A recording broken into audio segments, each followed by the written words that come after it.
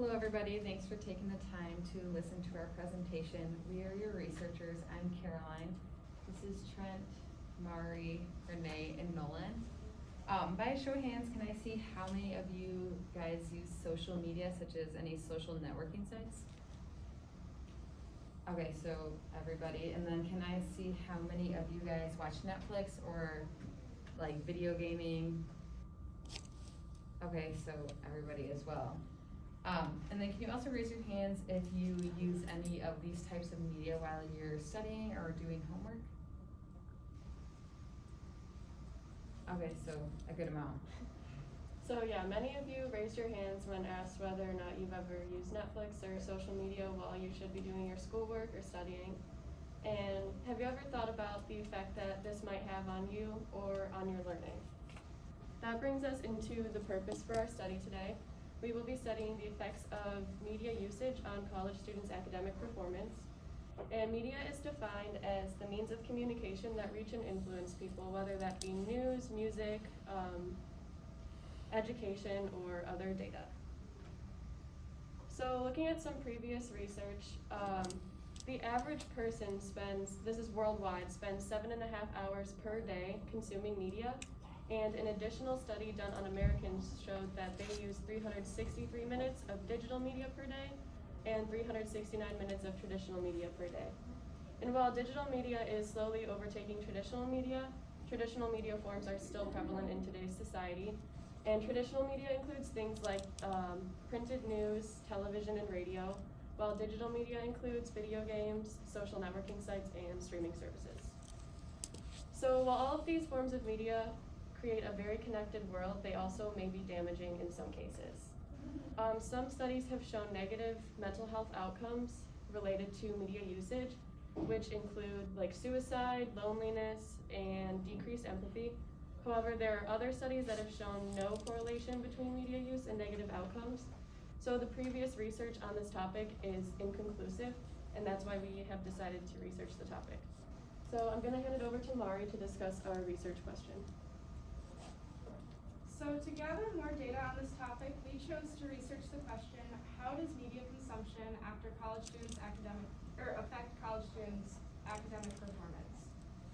So the reason we decided to study this is because we were curious on the link between media usage and academics, and we were also wanting to expand on studies that have been previously done while focusing on more of a specific demographic. And like Renee said earlier, a lot of previous studies have been inconclusive, so that is one of the reasons we wanted to continue into this topic. So previous research done by Alsed Talloway in 2018, it showed that 38.3% of people strongly agreed with the fact that media affected their academics. 20% felt neutral towards this connection, and 13.3% saw absolutely no connection between media usage and their academics. And while this was more of an opinion-based survey, we want to aim to collect actual data regarding the link between media usage and academic performance. And I'm going to hand it off to Caroline. Okay, so we are going to be testing two hypotheses. The first one being that if college students have more social media accounts, then their academic performance will be lower. And the second hypothesis is if college students spend more time consuming media, their academic performance will also be lower. We're testing these hypotheses because previous studies have shown that the amount of media students are consuming may be an indicator of their academic performance. One study we found showed a negative relationship between students' grades who used Facebook for longer than 30 minutes per day and their academic performance, but this study was also done in 2011. And since then, there's obviously been a lot of more social media platforms introduced, and people are using a lot more social media overall. So we wanted to kind of relook at that and restudy it to see if kind of how those medias are going to impact students' academic performance today. And now I'll be handing the floor over to Nolan. So for our survey, the way we'll be collecting data was obviously through a survey. So our independent variables are the amount of time that students spend using media, and also the amount of media subscriptions that each student has. Our dependent variable is the student's academic performance or grade point average. Included in our survey is our introduction, which will give a brief overview of our survey and will include our researchers, their contact information, a consent form for each participant to agree upon before taking the survey, and also some way they can reach out if they have any questions or concerns. Also, will be included some questions on the students' academic performance, and also the types of media they have, the number of accounts they have, and whether they use these accounts daily, monthly, weekly, and so on.